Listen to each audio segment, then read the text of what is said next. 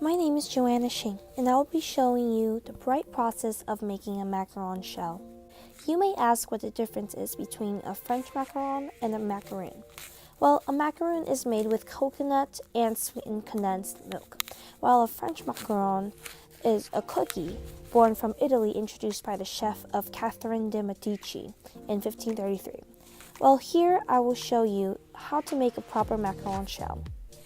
Materials you would want to prepare beforehand would be a mixing bowl, a whisk or a mixer. Any one of these would be fine. A spatula, measuring cups, a sifter or a sieve, a piping bag, baking pan, parchment paper, and or a template, depending on how your skills are. According to How to Make French Macarons by Wilton, you would start by mixing the dry ingredients together. Sift the 1 cup of almond flour and 2 cups of confectionate sugar into a bowl. A pinch of salt, a 1/4 cup of granulated sugar, and keep in mind these are optional materials, vanilla extract, and a 1/4 teaspoon of cream of tartar.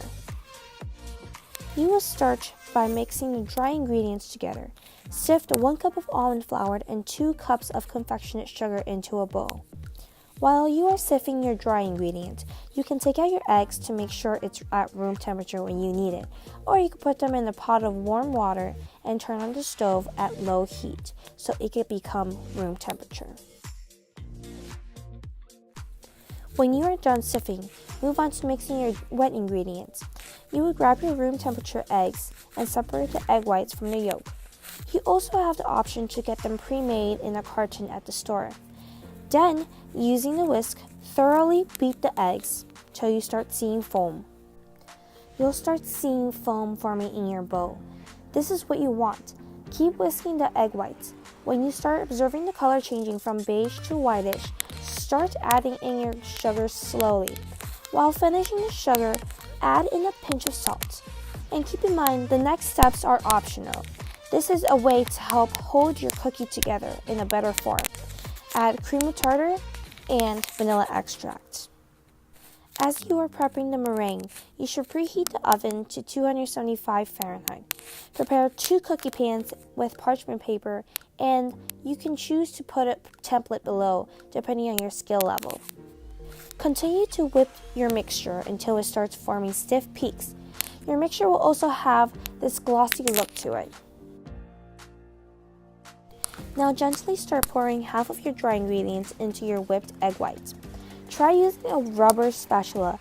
This is because it'll help the mixture not stick to the spoon and help flow with the mixture. Gently fold the mixtures into each other and squish the batter onto the sides of the bowl. This reason is to get the air bubbles out of the mixture as efficiently as possible. You want the least amount of air to enter the mixture, or else this will cause your shells to crack.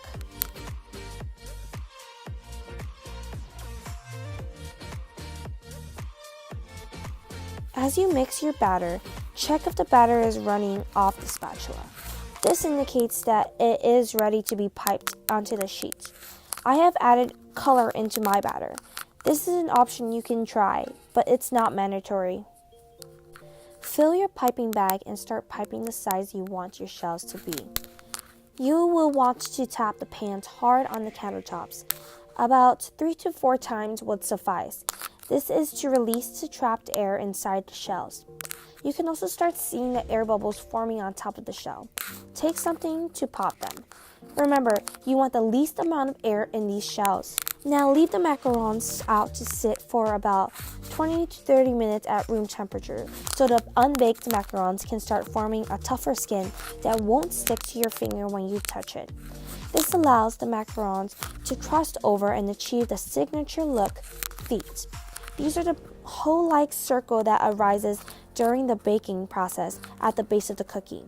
Now toss them into the oven and let it bake for 20 to 30 minutes. And while waiting, you can make your own filling. Finally, you will take them out and let them cool. Then take these little shells and pipe your filling. Whether it's ganache, buttermilk cream cheese mixture, or buttermilk honey cream, which I am using. And now you have a perfectly nice bite-sized snack. And thank you for listening to my asynchronous presentation. I hope you have a wonderful day and make those macaron shells.